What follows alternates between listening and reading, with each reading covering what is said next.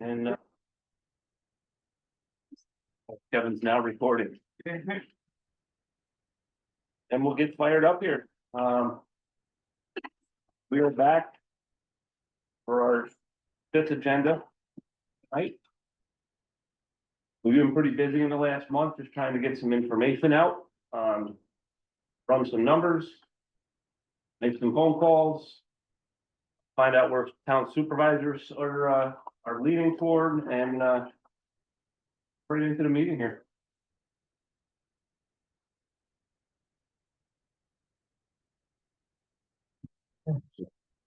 All right, I guess let's, I'll go through the material, but I remind people to check your phones before we start. The handouts, minutes from the previous meeting. The memo on the 28th outlining the next three meetings. Attendance sheets, and then a couple of articles that have floated up in the last 2 weeks, 3 weeks. Basically all same theme. Greene County's issue, not necessarily unique. Solutions may be. Then there's a email from Greenville Rescue, and then there's a graph here that I'll hold for further definition at the end. And then the agenda for you from there. So number one is out. So as Pat said, we've been running a number of numbers, trying to do an estimate here of cost projections that would be twofold. One representing assumed payroll increases, be it a consolidated system or remainder as a decentralized system. And then an outline of staff recommending that a 10-car or 10-rig system is the minimum, and perhaps over time a 12-car system. But for this discussion purposes, I'm going to review the 10-car outline. To have a 10-car system, regardless of the makeup of who's working, if you just tabulate the number of hours in the fiscal year would be required to fill that 10-rig shift, you're, without PTO factors, you're at about 210,000 hours of work in a year. But of course, factoring in a vacation schedule or sick time, whatever, then I've augmented that and increased it roughly to 230,000 hours in the year to run the 24/7 system. If you then compare that to the existing survey of the personnel we have in place today, we come up with 187,000 hours. So we're short that delta between 187, either 210 or preferably 230, because we got to factor in PTO. So we're short those numbers of bodies, and those bodies could be filled in a ratio of part-time or full-time staff. So the difficulty then becomes in how to cost out the impact. So again, you'd have a double impact.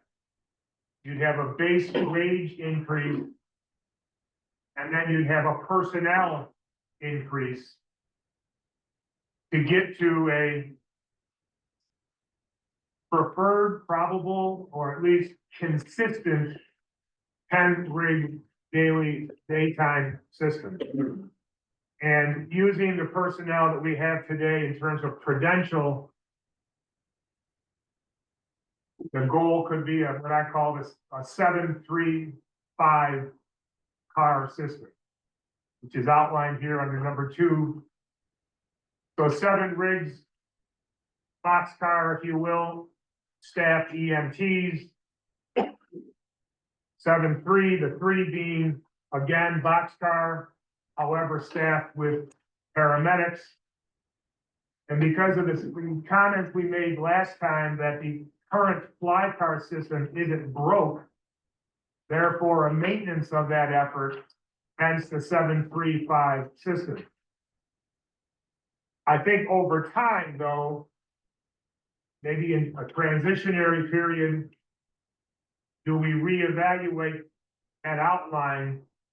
And I always come back to the question, what happens to the fly cars? If staffing levels increase, does that mean we hit and have, I don't know, pick a number, rather than a 735, is it a 753?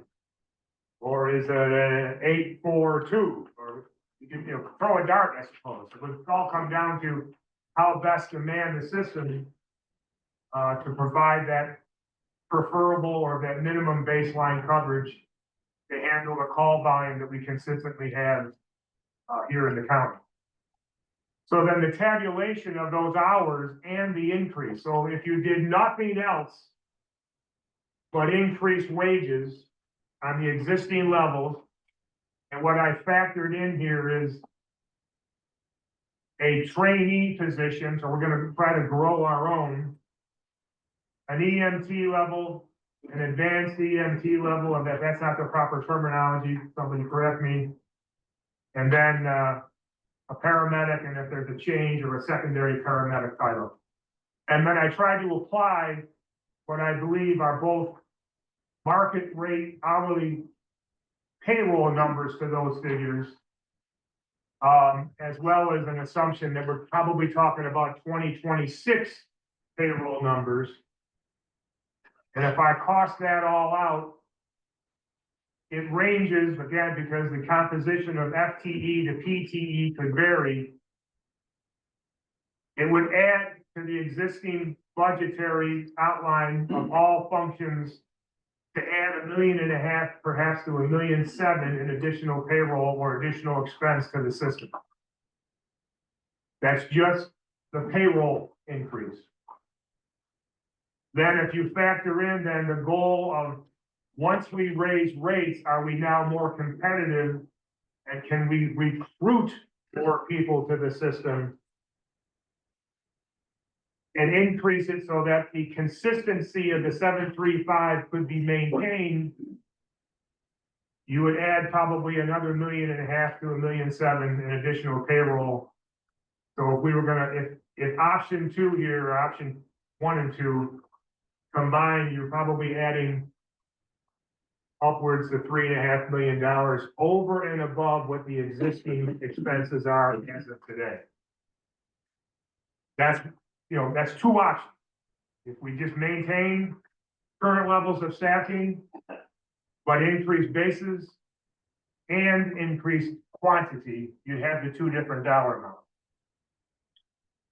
Another option could be maintain the existing system as run independently, but the county contributes additional funding to these organizations that are in place today in some ratio. That first dollar amount probably wouldn't change, but does the contribution from county to the towns, does it go at 100%? Does it go at 50-50? Does it go at 70-30? Pick a number. That could be another option to increase the system, to improve the system, but short of a complete consolidated system under county control with the towns and the primary not-for-profit Greene EMS dissolving. Then again, as I was looking for articles and reading about what other counties are doing, another option could be just to induce a private company now, think of somebody in Albany and induce them to come down here to run the operations, and with some base minimum of standard. I didn't go into any kind of an effort to cost that out. I suppose it's feasible, it's an option, whether or not it's doable, I don't know. Certainly, your major metropolitan areas have that type of a service level. I think, was it Mohawk, is somebody in Albany, or is it initial AMS or AMR, I'm sorry, another agency. Whether or not that's practical, but it is a solution that could be used if we wanted to go down that role. So what I also then did, and this is now the charts that are in the handout, is to then try to underscore the impact of how those two increases would reflect on the county tax bills or the town tax bills. So the first chart, which is the purple graph, is just an outline of the current valuation of single-family homes in the county by town. And of course, every town has a different valuation, but combined across all 14 towns, you've got an average single-family appraisal at $330,000 plus or minus dollars. That's an average. That certainly changes, as you can see the disparity in the bars between the highs and the lows. The second graph with the multiple bars illustrates today what the current level of expenditures are. The third line up from the bottom is basically right now what the value of the county tax bill is by town. And then with the average on the far right, the middle line would then take phase one, that base increase of 1.5 to 1.7, and again, spread it across all 14 towns. That would be the increase there. And then the bottom line, the third, I should say third line, not bottom line, is if we did both phases, increase in salary, increase in quantity of workers, that would become the new county rates. And then the third graph, which has the two bars, then breaks down line 2 and 3 on the increase. And you would see a town-wide average increase per the two options. And on the far right, a blended rate. So the single family house on the average on the far right would have an overall annual increase of $52 on the tax bill. If both options were into place, basically it would double $107. That's not a rate per thousand. That's a total impact. Of course, individually, they could all be different based upon the different assessed valuation that you have in each town. Impact it right. So that's why we just blended it together at the 330 an average. So those numbers would reapply on that third option of the county not taking the consolidation, but you impact the same scenarios of wage increases and personnel increases. And that impact, I want you also to be very careful. That impact is based upon salary and benefit estimates only. I did not get into asset management. I didn't get into the condition of the fleet, standardization of equipment, and whether or not there would be any kind of a bell curve at initiation point to standardize the types of rigs, the types of equipment, the training that's given. That really would probably have to come phase 2, phase 3 in evaluation. I felt the bigger issue first, and perhaps the gorilla in the room is it's not unusual for a municipal budget to be driven by payroll benefits. So that's where the money is going to go to. And again, I did not get into any cost estimate of an independent agency coming in. I would point out additionally on option 3, if the towns were to stay in business, but the county would contribute additional money, I felt that there had to be some uniformity with that as well. So if you would think of, we would probably ask you to enter into intermunicipal agreements and agree to wage parity. And over time to approve standardization of equipment or standardization of training and things like that. Otherwise, I think some of the base problems that the system has today would remain, whereby you have different levels of care or different levels of operation across the breadth of the independent agencies that are currently operating.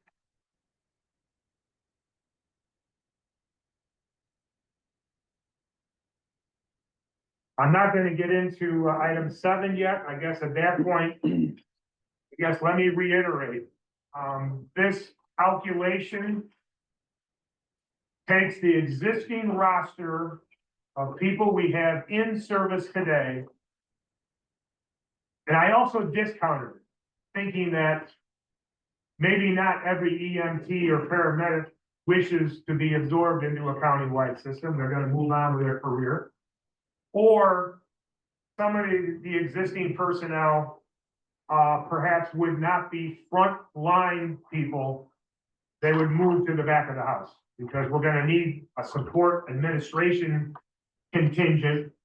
Everything from a training rep to a, who knows, payroll, QA, QC, et cetera, et cetera. So the first thing I did is I took a 10% cut on the existing quantity of existing staff by title. And then I costed that out with projected increases on the value of each title, from a trainee to an EMT to advanced to paramedic. And then I increased the number of bodies in order to try to gain that 10 vehicle shift. And that 10 vehicle shift, I suppose, is somewhat arbitrary in terms of 735. You can move it around based upon the number of personnel and the qualifications that each level of personnel has. I think the message from the staff was 10 rigs. We don't want to be any lower than 10 rigs. In the last couple of weeks, with call volume, we have had more than one instances, and I'll lean on my dispatch people, where every rig that we have today is out. I believe on paper today, we have a 10 rig system or thereabouts, depending upon an AM or a PM shift. But on reality of staffing that, we don't have a 10 rig system. We don't have the bodies to fill a full, consistent ratio. And recently, and Jim, if you want to chime in anecdotally, the number of times that everybody's out and we're leaving people on standby from Ravenna or Greenport. That's an invitation. Every day, we're moving people around, people sitting behind. No, it's a regular occurrence.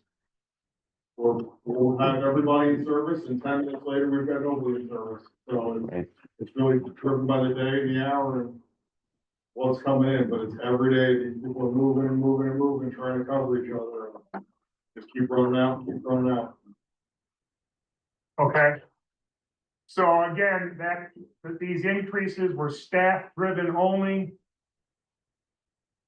Another evaluation at some point in the future, depending upon where this goes, we have to evaluate asset management in terms of what is the status of the fleet, what is the status of the barns. Are certain barns going to stay in existence? Are others going to go dark? And getting back to staff and my projection out, I tried to lean not conservatively, but perhaps more liberally, and don't take that in politic terms. But I did factor in that if we were going to pursue more of an FTE full-time equivalent staff, that would come with additional benefit levels that a part-time equivalent would not bring to that equation, because part-timers don't get the same level, primarily healthcare. But the hourly rates that I used were the same, whether or not you were an FTE or a PTE. I would hope you would all agree there should be no difference in your performance, you're part-time or full-time. You're a part-timer, you're doing the same job as the FT, you're just doing less hours a week. Yeah, and the goal is to build this system and to create the career paths that you would have more FTEs than you would PTEs. So again, starting with that, we grow our own, create a title within the civil service system of EMT trainee. We hire them, we send them to certification, we run them through the system as rookies. to get them to the point where they're functional, and over time, with either time and grade or additional certification, they can become an advanced. And if they have the career path drive, do they then make a decision to go on and obtain a paramedic status as well? Can we grow our own? Can we be our own employer and maintain that service level and quality level that we have today, or that we attune or wish to attain? At the end of my options, I probably could have done 50 options. You would pick a scenario and we probably could cost it out. But because we have a fly car system that's already in place, it's already working. What we've all agreed to is that it's the BLS side of the house that needs the punch, that needs the juice, both in terms of quantity and quality, before we even talk about a fleet, before we talk about standardization of equipment. And that's what I guess I try to focus on, is get us to a consistent baseline, call it a jump start, and then over some period of transition, I don't know if that's 6 months, 12 months, 18 months, we both evaluate the future of the fly cars. Do they stay in place? Do the paramedics eventually get absorbed into a larger transport fleet above a value of 10? Or does it make sense to leave some quantity of fly car? And does that shift become a shift supervisor, let's say, who can still respond, but obviously is not going to transport? So I guess that's my story, and I'm sticking to it, I guess, at this point. These are estimates. They're based upon what I tried to glean from what is market conditions today, as well as a factoring for 26 COLA adjustments. And I don't know if there's an exact answer, if there's a perfect solution here, or whether that's going to be a combination of all the above or a transition of all of the above. But I think in terms of the distribution of the news articles here, we're not alone. Everybody around us is grappling with the same thing. So how best then to address the issue? How does the industry address how to provide the adequate service? What's the proper pay? What's the proper coverage? And lastly, what I began to think about, in addition to a definition of a 735, should there also be some thought of some seasonalness? You know, when you have the ski resorts operating, you know, what is their prime time? Does it make sense to put a half a shift, you know, on a mountain? If the summer concerts or whatever come back, would there be a thought of having some kind of seasonal swing, which may then suggest that you have an on-call bullpen as well? That terminology I use, if you come to the county office building and come through security, most of the security personnel are part-time. But we probably have 30 of them, 40 of them. Some of them work fairly regularly, some of them are just every once in a while. So depending upon vacation schedules or an event that's coming up or a season that's coming up, do people stay on call? When we call you up and say, hey, next Tuesday, Thursday, Friday, can you do X hours? Probably impossible to adequately project what that cost could be.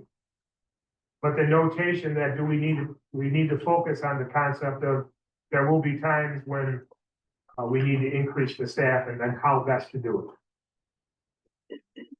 Chairman, I guess with that, that's some of the outline. This is not meant to be perfect. There could be 20 more iterations of this. And then after we decide if one of these works, if not, we go back to the drawing board. Eventually, we'll have to get back then to the other outstanding items, which are listed on item number 7. In terms of what happens with the existing contributions that the towns pay now, we've mentioned before, in the round numbers, 4.5 million. Does the increase of payroll and bodies get spread? If the towns are gonna stay in function? Does the county pick that up in its entirety? Is there a split? Does everything come to the county if we're gonna do a total consolidation? And then what happens with total consolidation? Do the towns eliminate that current $4.5 million from their respective levies? So you can slice and dice this thing any number of ways. I'm trying not to make it complicated. Trying to use the KISS principle as best I can. But it's not perfect. So I'm bouncing the ball. It's true. Have we talked with any of the other counties that would be the ones that are in our packets tonight? Where they are in their process? I haven't, because when I looked at what was going on, they seem to be so diverse in some of their solutions, because many of them have an existing either not-for-profit or for-profit agency that's in their solution. We don't have that today. Whether or not it's likely, I don't know. Certainly, I have a peer list. I certainly can call my peers and the other counties to see what's going on. The Fitch group, when they were here, often referred to what had just been rolled out in Wayne County. I think it started last summer or last fall, which is not one of these recommendations. They kind of maintain their existing system and then put an overarching layer over the top on the county level. I was trying to think of efficiencies. When you have 6, 7 independent agencies, you got multiple layers of administration, you got multiple layers of protocols, that's why I was trying to keep it. I was trying to use the KISS principle. Mr. Lunu. Sean, have we explored taking, say, a few of the existing ambulance services in Wyndham, Catskill, Carroll, and having maybe the other municipalities just contract to them, like Athens contracts to Catskill right now. So then, as that influx of money comes in from being contracted, that could be used to hire more staff. Well, all the towns who are not in business contract with somebody else, so they're already paying some. Right, but those that are in business, that don't want to be in business anymore, could, again, so let's say on the mountaintop, the other one's contract or window. Again, I'm just seeing if it's been explored, if it has, or if that's an option. I guess I'm not following the question. I don't know that it's been explored yet. I know, I think, Tom, this week you guys had, or last week you had a mountaintop supervisor meeting. And that was part of the discussion there, was to establish one operation on a mountaintop to get this rolling. And it's not a bad start to the system. I would be in favor of it. However, I would just caution that in order to make this work, we need to pool resources. I guess what I'm suggesting is instead of the county taking that over, having just Wyndham, use them as an example, Wyndham ambulance, be that Right. service for the mountaintop. Yeah, And so, everybody else contracts. so let's, under page 2, 7A. Pat and I participated in a conference call this week with the Department of State, New York State Department of State. For those town officials, if you remember 4 or 5 years ago, the state rolled out a shared services initiative that was meant to induce efficiency, consolidations, mergers, and any savings that were going to be gleaned from some type of merger. To induce that, the state was going to match the savings kind of on a one-time basis to encourage us to do that.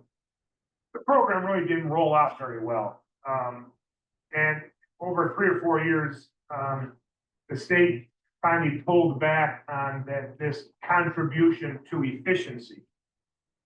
But they've kind of turned it up on its head a little bit, and they still have a grant program that we might be able to use similar to your question and perhaps similar to Pat's recognition of a transition period, where the mountaintop, or really any other consortium, if you want to use that terminology, could apply to the state, and they want 5 applicants in total. Each agency, depending upon their submittal of their grant application, and it's a competitive grant, could receive up to $250,000 or times 5, so $1.25 million. It maxes out at 1.5. Right. That could be used once to form a consortium to make these transitionary periods, and does that represent the first domino? Because as we've talked in the past, is it conceivable at the stroke of midnight, if the decision was gonna be total consolidation, as you could throw a switch and all of a sudden everybody is employed by a single agency? Or do you really gotta ramp it out over time just because of the complexity of absorbing, which could be 120 people? That onboarding, may be a little bit difficult mechanically. But in this scenario, if the goal was to transition, start in some corner of the county, use this grant as a one-time effort to help reduce a budget for 1 year, you could probably spread the 250 over 2 years maybe. And then over time, you don't have that drastic spike perhaps in a tax rate. It comes over time. So I'm not sure if that answered your question or Pat's question as well. I'll refer to the mountaintop, at their recent meeting as to what their concerns are. With that math, it says 5. There's 3 of us, we represent 6 towns. It's $250,000 per town, Correct. per applicant. Per applicant. Up to- So we up to don't 5. have to have an ambulance to be an ambulance. No, Oh, okay. No. All right. you have to be a town who wishes to form a consortium. How it's managed is not their issue. Michael, for your question, I know of one town that has approached multiple other towns about contracting ambulance. Never got an answer. They weren't interested. Sean, you have on your option number 3 may not address the towns of Greenville or Durham issues. What are their issues? And what do you- Well, they have independent agencies that provide the coverage in those towns. I'm sorry, either not-for-profits or whatever, and Greenville is, I think, very desirous of not moving forward with that plan, or that's what I thought I picked up. Moving forward with this plan? Yeah, No, But where did you ever get that? we're hanging on to your. so the continuation of this. So how those 2 entities in those 2 towns move forward, that's gonna be either a town decision or the decision by those respective agencies. Chairman, to speak on behalf of our sit down with our mountaintop supervisors. You speak up.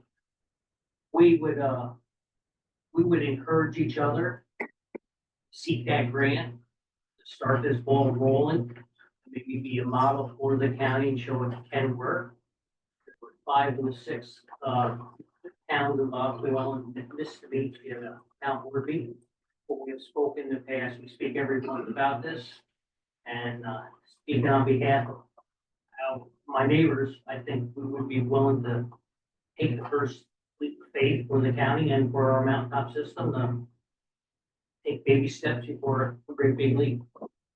Can I, would that mean that it would stay as Wyndham Ambulance servicing the mountaintop, not falling under a county? That's something I think we'd have to see on how the grant would be applied, how you have to apply for a grant. I currently have an ALS system similar to one in Catskill.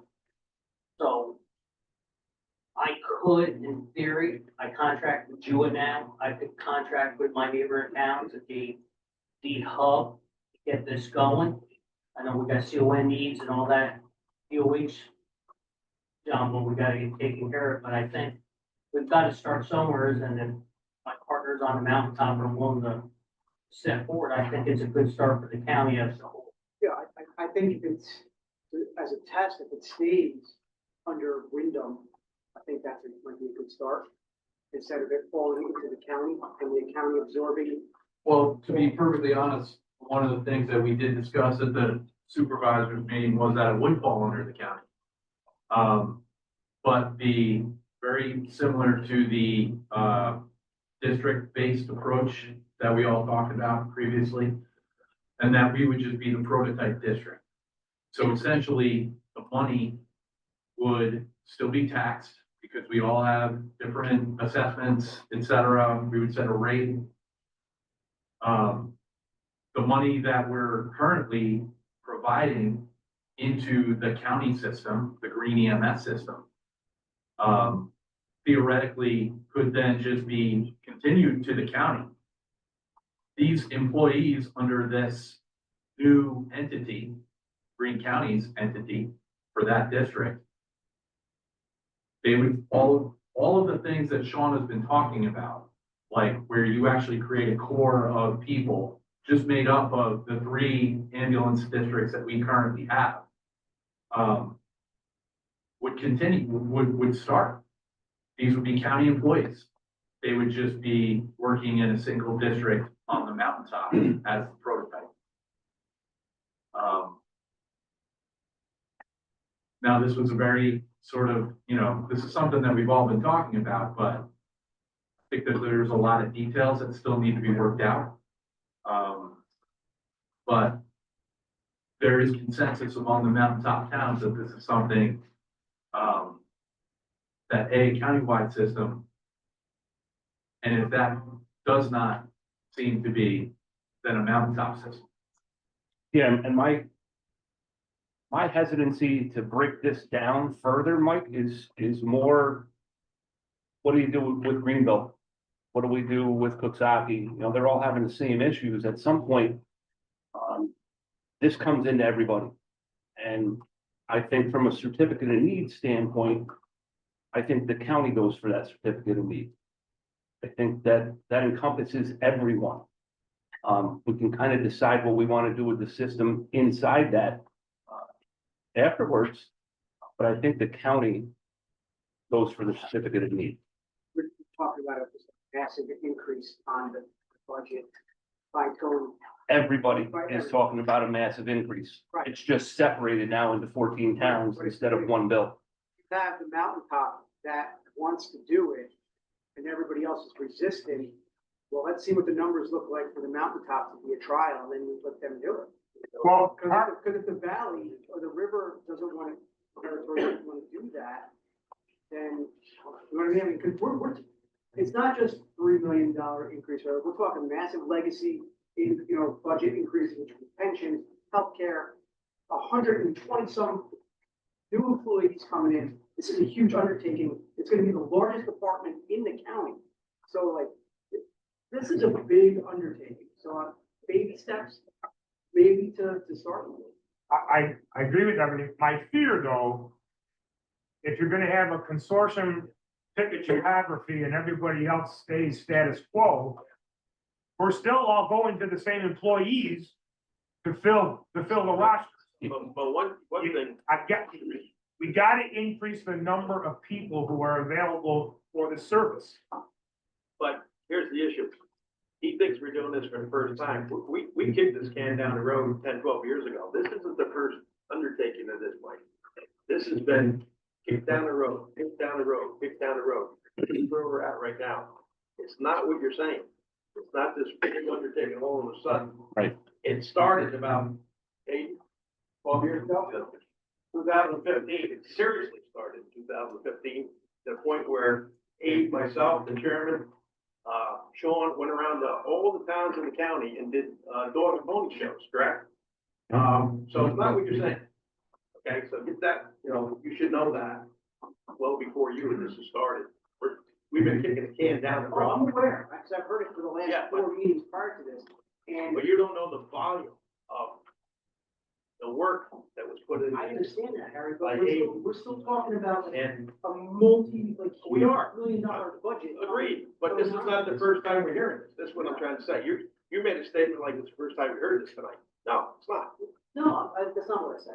Well, that's what we came across, there's gonna be a huge undertaking financially. But we know heard, Is it not gonna be the largest department in the? It will be. Yeah, it's It will gonna be. be huge. I'm not disagreeing with you, but I'm trying to say to you, is we've been there before. This isn't new. we also heard, represent, Mike, they expect a certain level of service, whether it's fire protection, police protection, health protection. If you're gonna pay $107 a year extra to make sure that when your kid falls out of that tree and cracks his skull open, there's gonna be somebody there to help you. I don't think there's too many people in the county that would say, "Geez, I don't wanna pay $107, this is just crazy." Go ahead, John.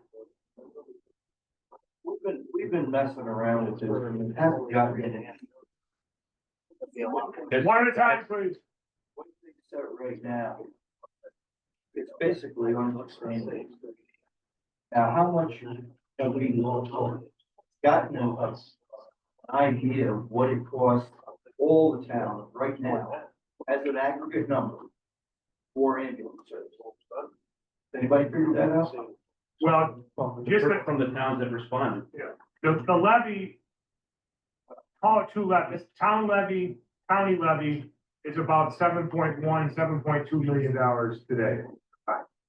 What that doesn't include is any operating expenses that may be being covered by the invoicing side of the house for those insurance policies that can be invoiced, Medicare, which we estimated anywhere from $1.5 to $2 million on a per annum basis. Well, we're over $500,000. And we don't even know what we can work with. And that's where we stand. Hence, And it doesn't make any sense. hence my notation of Greenville and Durham's issues. So I think no matter what solution or what option you pick, the base effort has to be, we need more bodies.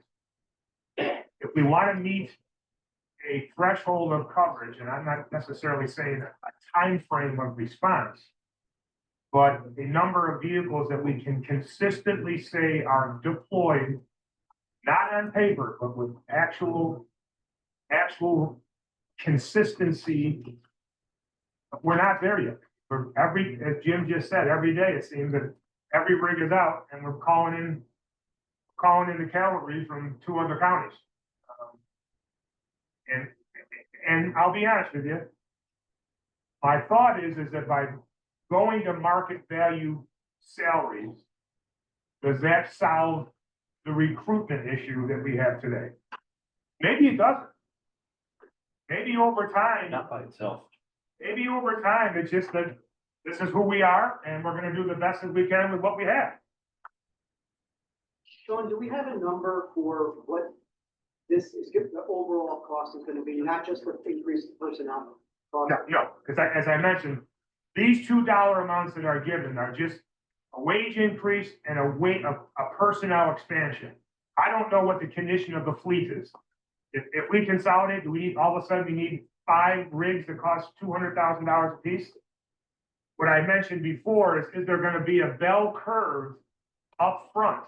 If there is any consortium created or a consolidation, we evaluate the condition of things. And if there's gonna be consistency in operations and training, you've gotta have standardization of equipment. So that depending upon what rig you jump in, you know that piece of equipment you're working on is not different from the one you had yesterday. That could take a bump for a few years to get into a rotation then when functional obsolescence then solves your budget crisis. I think we might need to see an estimate of the total cost, not just for like increasing rigs and that other assets, but training, logistics for fuel, maintenance of fleet, all that. I wholeheartedly agree. Because we can't just say it's gonna be an increase of $3 million, and that's just for personnel. We don't know what the overall, what this whole budget for our new department is gonna cost. And that's why, just for clarity, when I focused on this payroll increase, I purposely left aside the fact that there's an invoicing portion to this operation. that we believe is anywhere from $1.5 to $2 million a year. So that is revenue coming into the system. But we haven't accounted for how much gasoline are we buying, how many Band-Aids are we buying, how many of this, and this are we buying? Could that $1.5 to $2 million absorb those operating expenses? Or, as you fear, do I need another X amount of zeros to get to full operation? I can't answer that question. We should get it, we should get an estimate. But I think you gotta define what you wanna be, and then we can start costing that out. Mike Buelich and I had mentioned at one of our meetings, if we could try all the towns, all EMS personnel, everybody on the same pay scale. Some towns pay different wages, that it's embarrassing that some people in this field get paid as much as McDonald's workers do. It is absolutely disgusting. And we had talked about, what if the county helps out all the towns? This is the minimum wage that you can pay these people. This is what they should get paid, and just try that out. I mean, we talked about it at our meeting, we didn't get to speak about it in front of all the personnel who work this every day. If that would be something that we have. Option 3 is that very option. And that's why I noted on here that if we're gonna contribute to the town, that we would wanna have a contractual agreement, intermunicipal agreement, that then requires that all EMTs, or maybe with some tenure breakdown, have parity so that you don't have the continuation of job hopping. Because that's what you're gonna have today. And that's why we gotta increase the number of bodies in addition to increasing the pay. Because if we were gonna do that, I would wanna limit the job hopping. Because part of our goal here is to stop people working 70, 80 hours and bring them down to a reasonable number of hours for, work-life balance or just the fatigue factor. I wouldn't want to do the job they do for $18, $19 an hour, to be honest with And you. Patty, to answer your question, we did reach out to some of the town supervisors to say, hey, if we put an influx of cash into your system, does that help your problem? And the answer was a resounding no. It may be a Band-Aid, it may be a temporary help, to get them through for a year, Well, who but it did, would not fix their problem. did you ask the town supervisors? Yes. Okay, did the town supervisors ask their personnel? Or did they just themselves say, no, that wouldn't help? How do we know? We don't try. I mean, I don't think it would hurt. I'd like to get some opinions of people who are in the field and tell me what they think, but Sean, what about if you're thinking of Patty's suggestion? What if the county then subsidizes or gives a little bit more money to like Wyndham to put on an extra, ambulance if they have personnel? That's the Putting problem. on an extra, ambulance, you're paying these people a little bit more, and then you have these extra ambulances. If you look at the chart that the administrator did for me, 5 of the top towns are the ones that have set up and said they'd be beginning to. Okay, our 3 agencies work with each other every day. We already have a standard for our EMT at $22 an hour. Because we try to be in the market the best we can absorb.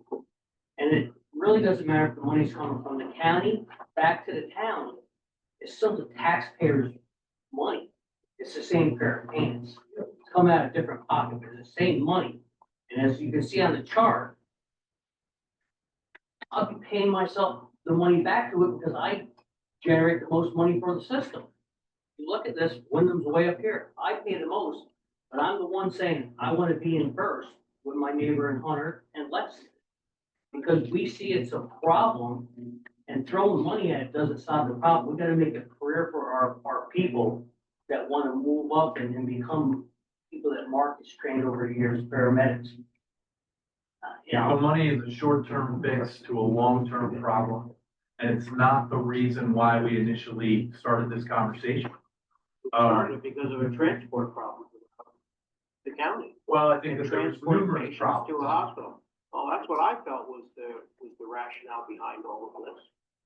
Was there was a transport problem in Greene County. Well, it's personnel. not just transport. Well, the BLS side of the system What Patty's is, saying. is in trouble. George? Can't emphasize enough, Sean, your point earlier about staffing. That's the key element right now, before we go any further. And I need you to understand that pay parity across, the workforce is not a recruitment tool, that's a retention tool. That money, bringing everybody up to the same pay scale, is gonna keep some people working in the system maybe a little bit longer before they jump ship to go into other fields where they can make more money. So that's only half the equation. That's gonna retain some of the existing workforce. That's not going to be enough to recruit more people from other locations. All right? So if you're talking about you want to recruit more people to come work in Greene County, you're gonna have to pay significantly more than the scale here. You're gonna have to pay more than what they could make in Albany or Poughkeepsie or somewhere else. And compensate for the time that they're gonna have to spend commuting to get to Greene County. So that's why it's critically important that we need to grow, as we said, grow our own. We need to get people locally interested in pursuing this career path, knowing that they can make decent money better than McDonald's, to start out and have something to aspire to. That's not gonna happen in 6 months, 12 months, 18 months. That's gonna take 2 to 3 years to build up the workforce to those numbers that you mentioned early on tonight, where we need to be in terms of the number of man hours the system would require. So it's important, we talk about, want to improve pay rates, understand what the intended outcome of that investment is going to be. You're going to keep the existing workforce hopefully in place a little bit longer than not. But typically, when people leave full-time positions in EMS in this county, it's to pursue other career fields where they're going to make more money. Sean, just putting more money, giving people more money is not going to help the systemic problem of, hey, you give me more money, I'm still gonna work somewhere else. So we gotta give them enough money to do one job, 40 odd hours a week, it's enough to support themselves and their families. So it's option 3, is just throw money.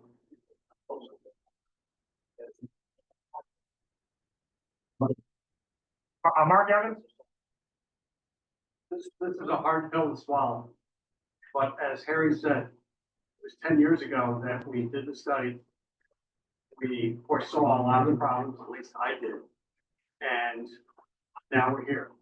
You have the town saying, we don't want to do it anymore. It's too costly. It's too big an item in our budget. Plus, we can't recruit, we can't retain, we can't pay enough. There's the towns right there. We don't have a hospital in this county.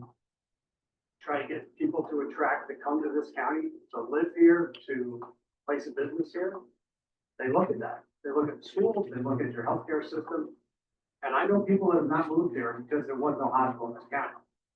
But what's the next best thing you can have is a great EMS system. And that's what we've tried to work on over the years, at least with the paramedics.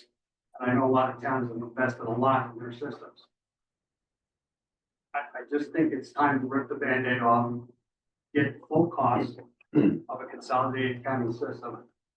And you guys have to evaluate it and make a decision.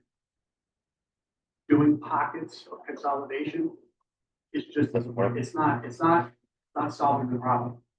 And with all due respect to the mountaintop folks, I think it's a great idea. But where are they gonna recruit and retain? Mountaintop. What happens to the rest of the county? It's a unique situation. I don't know the whole financial status of the county. But if the money is there now to do this and to do a complete consolidation, it's the time to do it. And as I think Daryl said, if people don't care what the name on the side of the ambulance is. They just want an ambulance there when it's needed. And right now, we don't have enough. And we have a plan in which we can get to enough. But I agree wholeheartedly with George, we're not gonna do it overnight. But if the effort is not led on a county level, with a professional staff, hired and run by the county. It will never get there. Yeah, standardization is gonna be key for this. Everybody's gonna need to be on the same page and working toward the same goals. We go through it, and, you know, I'm looking at this from an administrative standpoint, when you look at this. We already do this in a lot of our county departments. Some of these resources that we would need to get this off the ground may come from within existing county departments. Whether it's a sheriff's department or whether it's human resources or whatever, some of that type of thing may already exist. And we just repurpose and move people around temporarily to get this thing started and get it off the ground. But I think waiting is probably one of the worst things we can do. There will become a day shortly where an ambulance gets called and there's nobody there. There, This is how, when the fly car first was being talked about coming out, all these same concerns and worries about money and staffing and everything else, that was all the same conversation that we're having now. And look how good the fly car comes out. Exactly. We are a model agency for the people around the state to look at. It's a fantastic job. Why anybody would not want to do that in our ambulance system?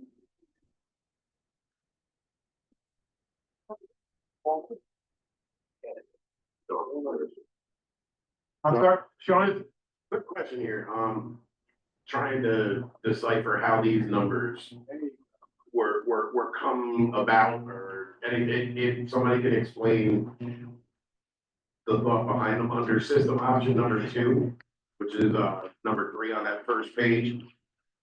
It says the system requires the 210,000, we'll go with that instead of the wish on 230,000 hours. With it saying that the current staffing provides 187,000 hours. That system right there with the 7 BLS, 3 ALS, and 5 fly cars, that is the identical system we are running right now, on paper. right, on paper. So if you take that 23,000 man-hour shortage and you divide that by 12-hour shifts, that's 1,916.6 shifts that are open. Granted, we're short. But I'm not thinking we're 2,000 shifts that aren't filled a year. That's So like, remember, I discounted the number of existing employees who would join the system. So I reduced the number of bodies, so that probably accelerated your shift count. The drivers aren't included in the. Right, we didn't include drivers.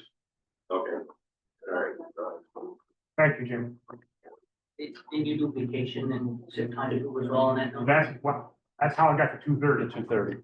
And then the other part to that also was I thought part of this was to look at if we have the EMT side shortage of people coming into the thing. I thought part of the consolidation efforts were to move the ALS units into the ambulances. Because you're filling those empty EMT seats and upgrading your service and your availability to paramedics to almost every call. Right, well, And that's why I wasn't sure. well, again, the fly car system is not broken, it's working fine.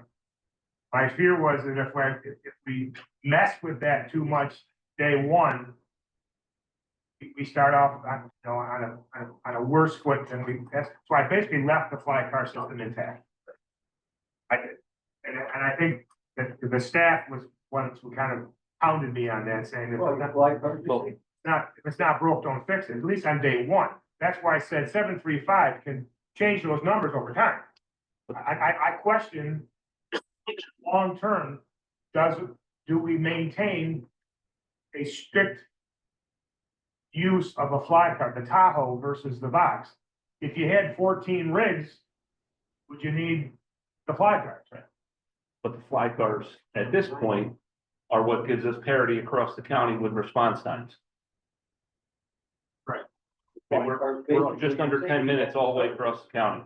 You can, basically the fly car, when necessary, stabilizes the patient until transport's available. If transport's needed, and not every call needs transport. And not every call needs a medic. I was just doing a little bit of math too, and I could be wrong, but, I calculated 84 hours, 26 times biweekly pay period. So that comes out to roughly, rough numbers, 2,200 hours over the course of the year. Take the 210 number, you minus 187,000, which is what apparently we're working now, right? You've got 23,000 roughly, right? So to me, that's 10 and a half people. So we're short 10 and a half people. My fact, but my difference was, is that an FTE or is that a PT? So I went from 12 to 20, Right. thinking that But 12 hours. 10 and a half man hours of people, right? And I think that's attainable, right? I think that's attainable goal, no matter what way we do this. Getting 10 and a half more providers in our county is, then going back to Michael's sort of question, like, what does it cost, right? Well, we know how much we're paying today. When you take all of the towns, which is 7.2 and Greene EMS, inclusive of Greene EMS. Inclusive. You add in, let's go for the big number, 3.5, right? So that's $10.7 million. Plus the revenue money, which, Minus the revenue. well, but you gotta buy supplies, you gotta buy gas, so if you're gonna Yeah. minus it, you gotta add it back on the other side. That's why I washed it. I figured, Right.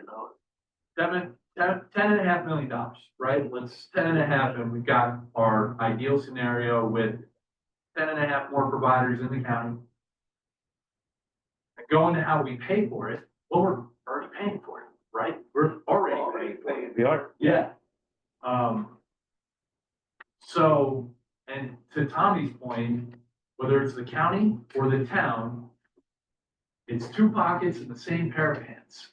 So how do we cover the load and make this attainable for every single town in the county? That's it. So I know we've been spending a lot of time talking about, but I actually kind of think it's an attainable goal. And I don't think it's so much of an incredible, new, huge burden. I think we just got to figure out the system in which we structure it, and it actually becomes a much better system. Agree? yes, sir.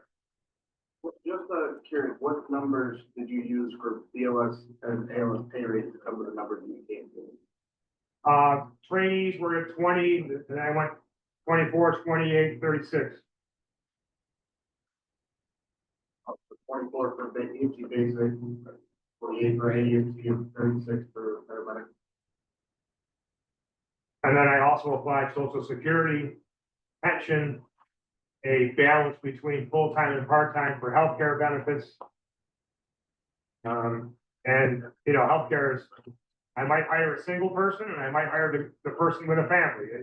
I don't know what that is. So I had to do some guesstimation and averaging. So please don't hire all married people.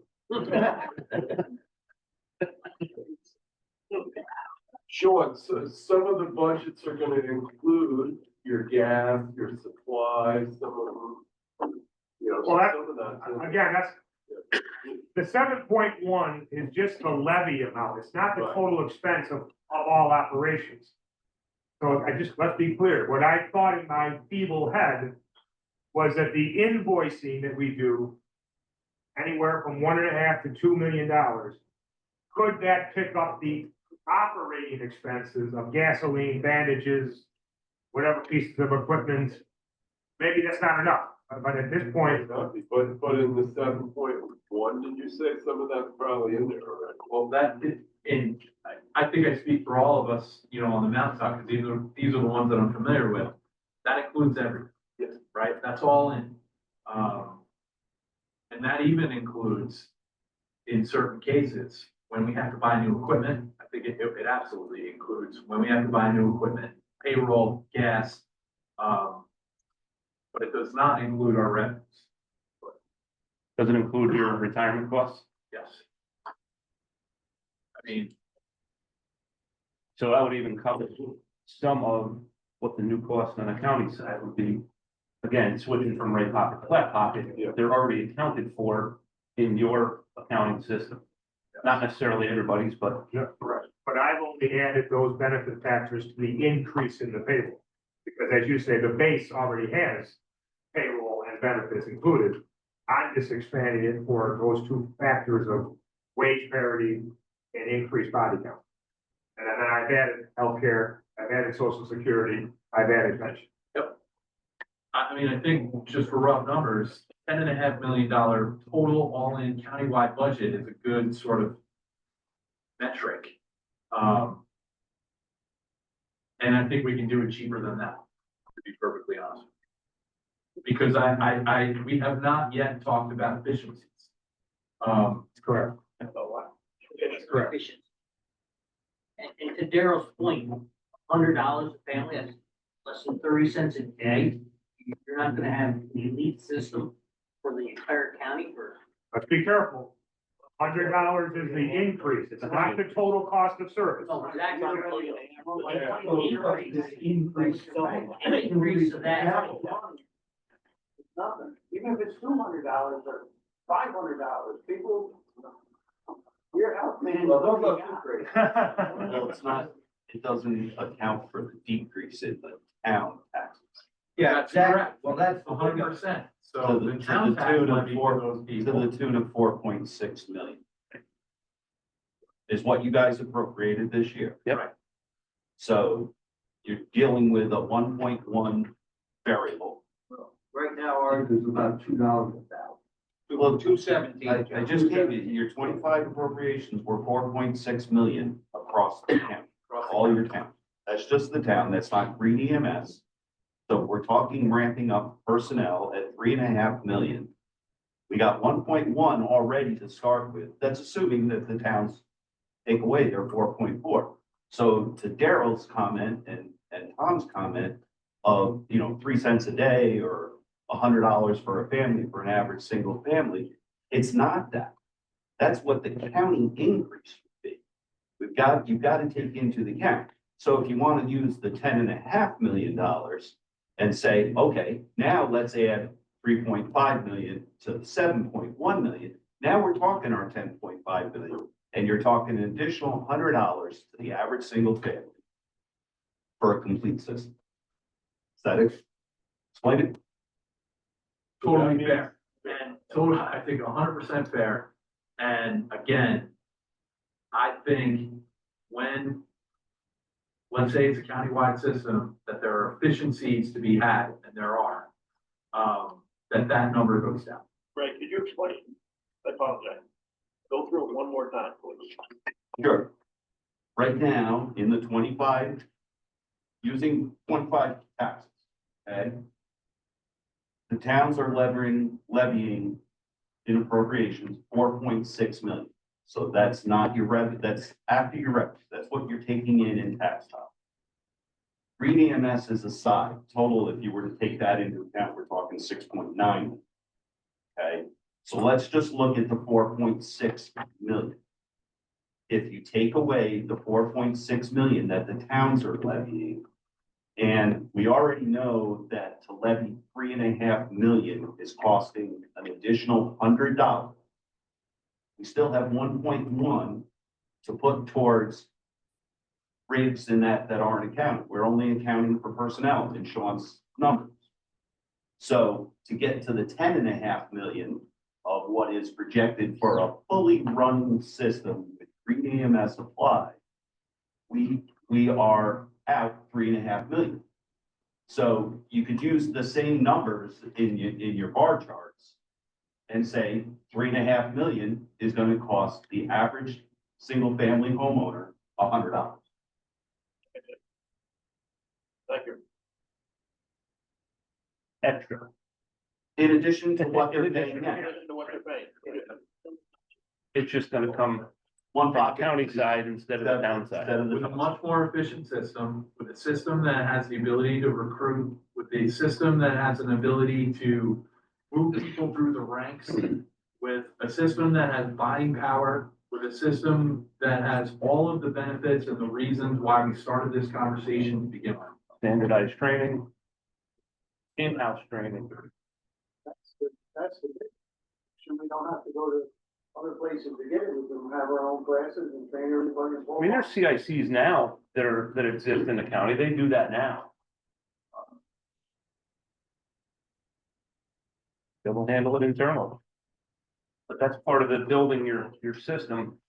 You know, that's not something that's gonna happen next month or even next year. That you're gonna be a year or two down the road before you can actually start adding personnel to this, which is really what we need to do. I think George is right. I don't think by increasing pay rates, I don't think we're gonna pull people from Albany County or Columbia County or anywhere else. I don't think you're gonna pull extra people in for a couple dollars an hour. But I think if you can show a career path, that there's a way for you to advance when you come here, now there's some potential. But not to put Mark Evans on the, apparently he doesn't have any problem recruiting to his agents. He does not have a drought in personnel. Why? Because they get to rappel off cliffs. Best trained, it's the best outfitted, it's the best paid system, so. And we can grow our own. Truly believe we can grow our own. Was there any town supervisors that felt, yes, if we threw money at this system for them, they would be able to survive? I didn't get that. Yeah, I think a lot of it was, that's an interesting thought, or is that a long, really, the common response was, is that a short-term solution? Or is that the long-term solution? Because in my town, I'm not gonna name names, we don't wanna be in business anymore. You can give us money, but we don't wanna be in business. It's too much for us, for a small town, part-time staff.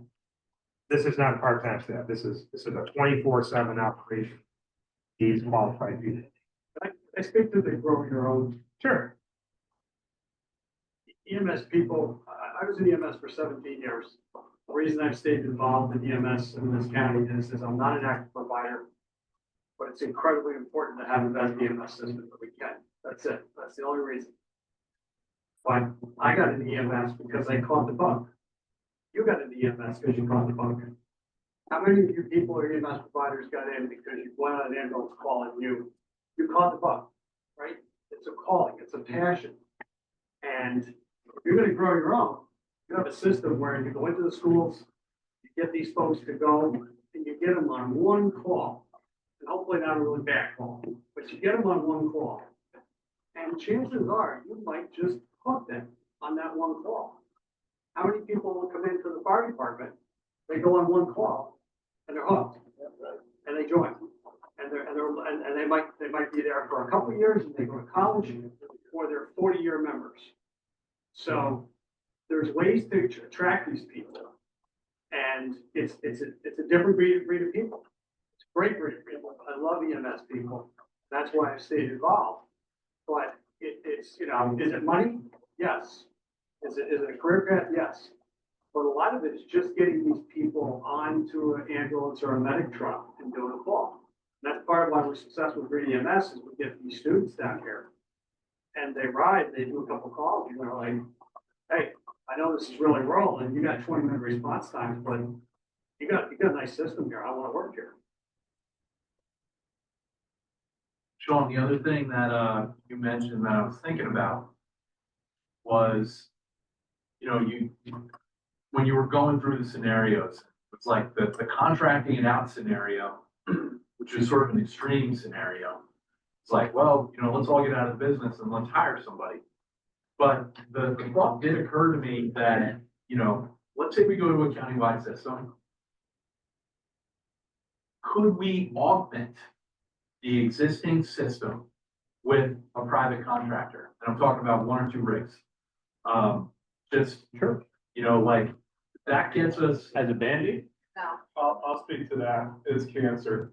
It's Yeah. over. Bring one in, it's over. Get what you pay for.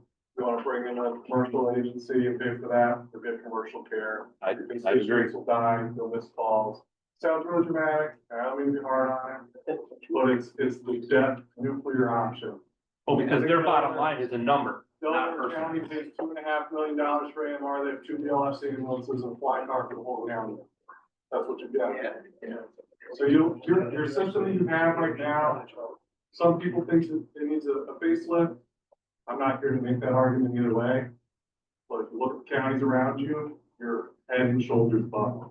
So if you go with an ambulance or an AMR or a Moflock or pick one, you're going back to the 90s.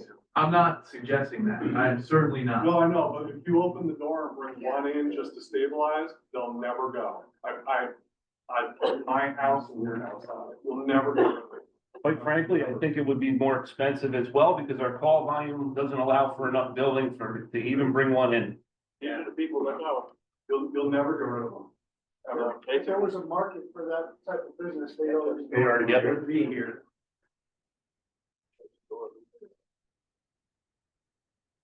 Unfortunately. All right, for brevity's sake, I don't wanna skip the items at number 7, but whatever system, whatever solution we pick, we are still gonna have to worry about who's seeking the CON designation, who's losing the CON designation. What happens to the existing town levy of the 4.5, 4.6 raise? Does it remain? Time, does it be reduced and the counties go up?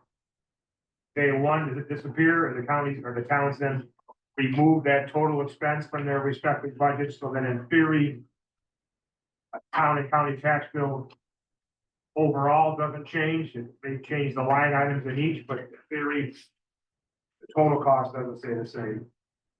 And then we talked about, actually, even with Fish, if we extend their contract and have them come in to do an asset management evaluation, what's the status of the fleet, the equipment? What's the protocols on training, et cetera? Some bad news on E7E with the idiocy and lunacy that's going on in Albany right now. I would be embarrassed if I was a state legislator. It appears that the taxing jurisdiction option is gonna die. There's no agreement between the Assembly and Senate. Doesn't change math, it just changes how it's raised. But state is in paralysis. And then eventually, I feel the obligation that we're gonna have to go on the road to our own community, at some community forums to explain to people, what is the situation, what were the options, what is the decision, and what is the impact gonna be? What are you gonna get? I think that's gonna have to, at some point, be something that we should do, whether it's school auditoriums or community centers. Certainly, the day and age of social media, some stuff can be done, but I think you're gonna wanna be in person and you're gonna wanna press flesh with people and have them ask questions. So those are some of the outstanding things that we are gonna have to do. But decision one is, where do we wanna be when we grow up? That's it is. Yes, go ahead. The special taxing district, that was the option of being able to carve out towns that were. If a town wanted to stay independent, So it looks like that wouldn't be an option, it looks like it's gonna die. so it would have to be a whole. So now if the county is gonna be the financer, I can't cut out anybody. So it gets levied across the entire border. So does this then mean that this system would also cover housing? What we do with Hellcat is we raise the same. The rate is factored into their assessed valuation. Whatever their property value is, then we cut that check to Hellcat. Hellcat then contracts with Delaware County. So we don't provide any services to Hellcat. What happens if another town wants that seat? I think that's a decision that this, I'm just. yeah, I do it for Hellcat. I suppose you could do it for, anybody who wanted to stay independent. But I gotta raise it countywide. I can't cut you out. When it costs you double. But that's a town decision to make. We would, in that assessment, I think we would put in whatever came from that town as a cost. But if the cost was more than what the county was putting out, then that cost would be more borne on the town. Yeah, From my perspective, the way I look at this, I want to see equal service all the way across the county, regardless of what town you're in. I mean, I think an argument can be made that regardless if the town wants to get cut out, that a county rig is gonna go into that sooner rather than later. the CON is gonna require backup, period. You're gonna be answering calls either way. Couple of months ago, when Chief Carroll's for Mr. Lennon asked who was in and who was out on behalf of the town of Wyndham for Angel County system. We're ready to take that lead. Does anyone know if the county goes for the COA on a countywide basis? And the county then contract with a Catskill, a Wyndham, a Durham to provide those services for that portion? If the county got a municipal CON, you own the CON, you contract with anybody you want. So we could then leave some of this in place while you start it, like we were suggesting earlier on the mountaintop. It could leave the rest of the, we could leave the rest of it in place legally. I believe so. I mean, George, So we wouldn't hurt the existing system by doing this piecemeal. We would just have to take the responsibility on as a CON. I would imagine you did a countywide CON as towns came on. I think the health department would probably say to those towns, hand us your CON. Because, 20, 30 years ago, there was CONs hanging out all over the place. Right. And all of a sudden, somebody would buy an old one, and literally the ambulance service would pop up overnight. I remember that. And they finally said, that's it. No, if you go out, if you've got a business, you hand in your CON. That way they didn't have all this craziness going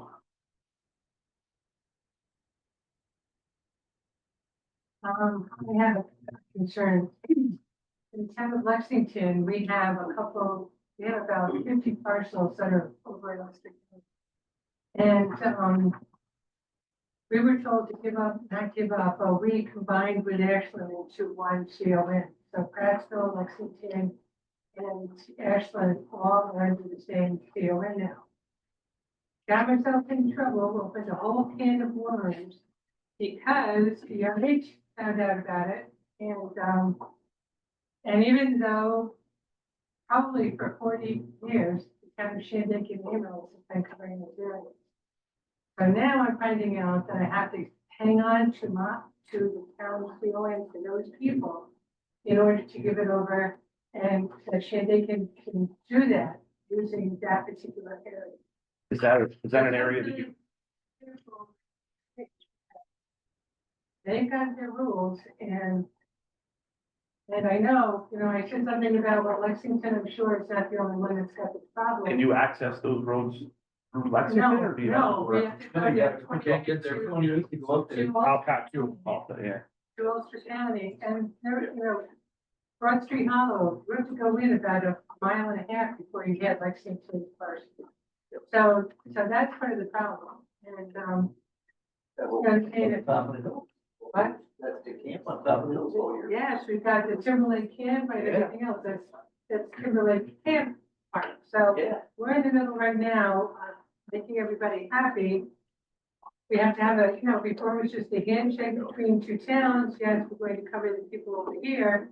Now we have to have the MRA, we've got to have everything else in, and it's also put a lot of pressure on the Shandaken area as well.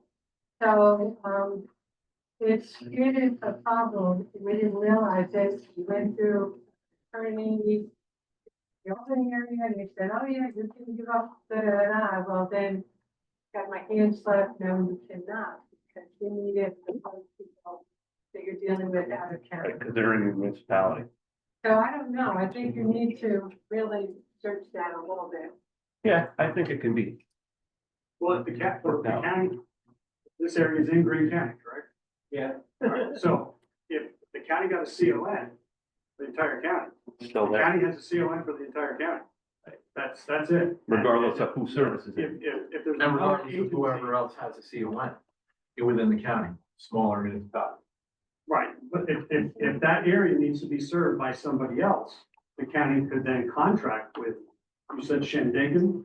Yeah, they could contract with Shandaken to cover that area. Yeah, just like Alcott, you gotta go to the legislature. Right. But they're totally in Fenwick County, so it's. Well, Alcott. Question to that? It's like New Baltimore, you know how we're splitting the districts, Right. that's what needed to be done. You can, you just have to have two different districts on your CON. Because I covered, Coxsackie covers Baltimore District 2, whereas Ravina covers Greene County, Baltimore District 1. It just needed to be split, probably was not split originally and legally on the CON. Yeah, up until a couple of years ago, there was never actually a District 2 at all. For Medway. Right? Yep. I don't know if it was pretty clear before, but, I think there's consensus on the mountaintop that we're in to do this. And I know we're not there yet, but, the benefits outweigh the risk, in our opinions. Yeah, I looked at the state funding as well, and I'm still trying to figure out exactly how they thought we were gonna fit under this. But they do seem to think that there's money there, so I think that's a positive. If we can pull another 1.25 million into this on a startup, I think, like this, it might take care of a lot of that startup cost. Just not quite sure how it works on paper, because each municipality does $250,000. So there's some sort of reimbursement that goes on there. But the two of them that we talked to both seem to think that it was a good possibility. It is a competitive grant, but the people we spoke to, knew enough about our situation, and when we gave them the other details, they thought we would be a prime candidate. But I have to underscore, it's a single, one-time shot. It's not permanent financing, but Well, for startup, it could reach some startup costs.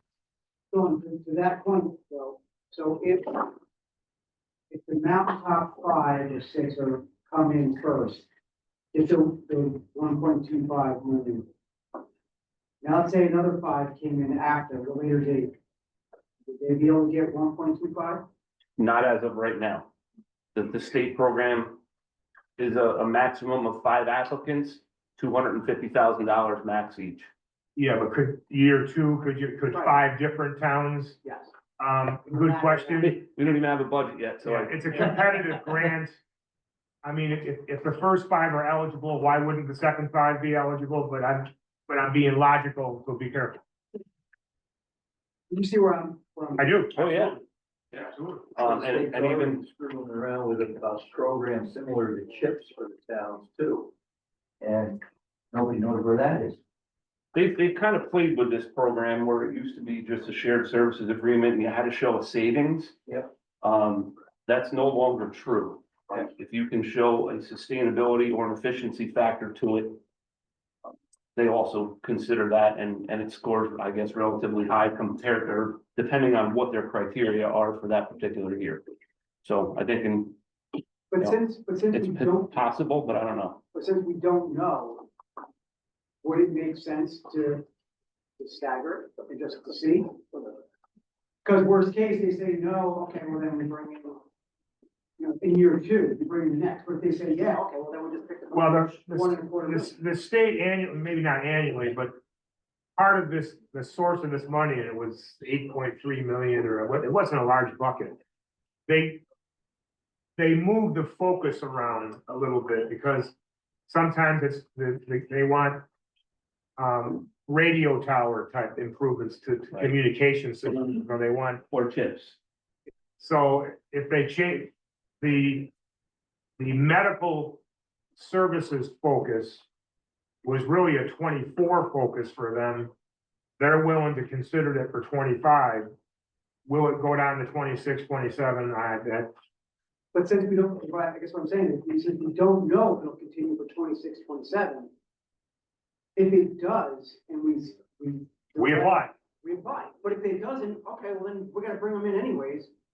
So at least maybe it's beneficial to start with the mountain, knowing, okay, we're gonna get 1.25 million.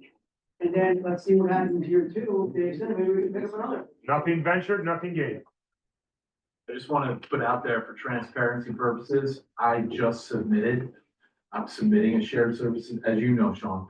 Because we're looking to replace our town highway garage, and potentially our town hall. And we have 2 other municipalities within our borders. We have the village of Hunter, the village of Tannersville. But we also utilize the school district and Greene County as partners, which qualified us for the full 1.25 million. So that's a pending application for our town complex. That is going, and I believe that the deadline is like next month. So, Yeah, real close. so this may, And we would be the next round. next We'd year, be the next round. I'm just saying, you But know, Presuming it's a state budget. correct. Even at that, Norm, I'm sure I can replace 2 or 3 other applicants with other towns Yeah, no, I as mean, well. For a system, for a Yeah. countywide system. I think there's towns in the valley and by the river who would happily sign on to that as well. yeah, I mean, we have 6 towns up there. I don't have to be the one that's, We get picked 5 different towns. I just want to, lead this conversation out, the legislation passing on creating a fire district need to spread the cost. If it was the 5 mountaintop towns, that Right. gets just like Greene EMS gets spread across the entire county, no choice. That's right. No, but I think that's the good idea. I'm It's I'm to- just saying, to pull a so if countywide Catskill was system. to keep their own at the tune of 1.3 million a year. And they're still going and they're paying their share of Greene EMS, and now we're gonna ask them to pay for 5 towns on the mountaintop. We have no way to carve it out without this legislation, that dying last. And I think the important point to that is the transition or the staggering of a consolidation, if that is gonna be the solution, is difficult because I can't cut, if we started with pick whatever 5 you wanna pick with, whatever that increase is gonna be, that increase is not just gonna be applied to those 5. It's gonna go across 14 towns who are gonna have a different system. So the transitionary period may be shorter for us than we're thinking about, because that's the only way I can raise the money. Without a taxing jurisdiction, it's gotta go across 650 square miles. to me, then it becomes more than the mountaintop towns immediately, right? Correct. Exactly. Why would any Well, other town? in the same fiscal year. Yeah. There still may be a monthly transition. Yeah. But within the same year, by year end, you got one system. All right, we're getting close to bewitching hour. Anybody in the cheap seats got any questions?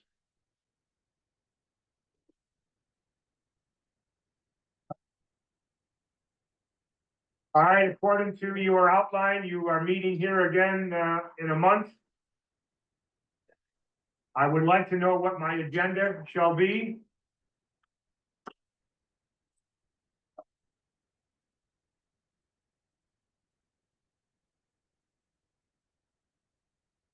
You can email me. Throw that out. I am all for the county applying for a CON. Right off the bat. And, What's your hurt? and figuring this out along the way, in a sense that we'll know we need to start somewhere. And we would have a fiscal year to complete it. But I think to begin with, the county applies for the CON. The county then contracts with the individual towns as they operate right now. And then as we can chip these away, we chip them away over the next year. That's my thought. Are any of these options the one that's being leaned into more than the other? I feel like we kind of take a bunch of stuff, we discussed a bunch of different options. Option two, I think what you're on is option two, Option two. which includes option one. I think that's the only way to pool resources and to standardize treatment and care.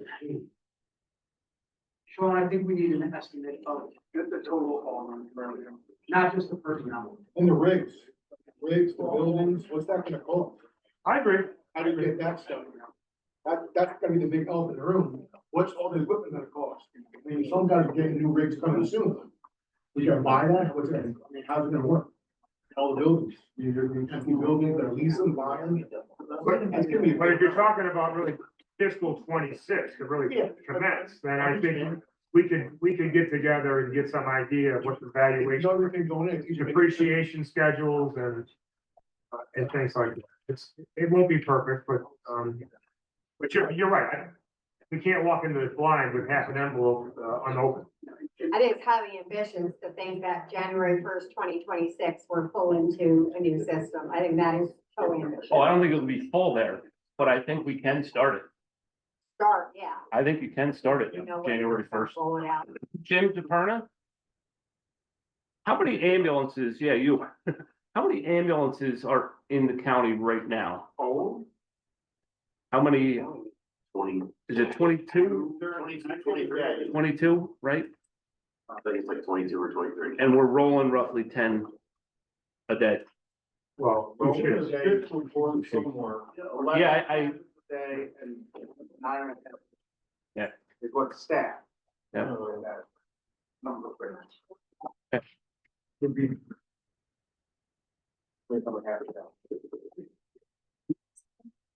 oh, that's my thought. I'll, think of it. Thank you for your regular attendance. It's very important that you come to every meeting. Thank you very much. Very much appreciated. We'll see you in May.